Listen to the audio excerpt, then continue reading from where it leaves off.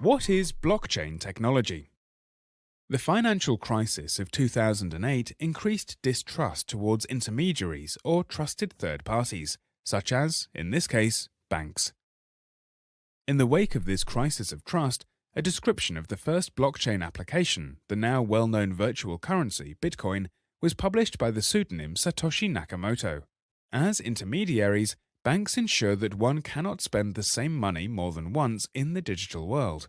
For the first time, however, the cryptocurrency Bitcoin managed to address the double spend problem for electronic transactions without the need for a trusted third party. This inspired blockchain enthusiasts to picture a utopian world without the need for centralized trusted third parties, such as banks, notaries, social media companies, administrative authorities, or even judges.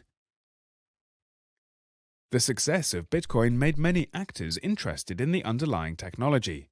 Could it be more than just a hype? To assess this, we first need to understand what blockchain technology is. Well, instead of being centralized, blockchain functions in a distributed manner. It is a so-called distributed ledger technology, or DLT. What does that mean? Well, blockchain is a data structure, a ledger, to which data can be added in blocks that are chained or linked to each other. The data is collectively shared and kept secure by the computers or participants in the network. These participants are called nodes. Instead of registering data or transactions in one or more physical ledgers, blockchain does this electronically and in a distributed way, without the need for the involvement of a central trusted third party. In combination with algorithms called smart contracts, blockchain can facilitate the registration of information, the exchange of value, and the execution of rules. The participants, the nodes in the distributed network, verify transactions and collectively guarantee the immutability of the data stored onto the ledger. To achieve this, blockchain uses a consensus mechanism to ensure that the participants in the distributed system authenticate and validate transactions on which the network agrees. Once transactions are registered in the blockchain, they become immutable and can no longer be tampered with. Blockchain is thus an effective way to prevent fraud without the need for an intermediary actor to ensure trust between parties.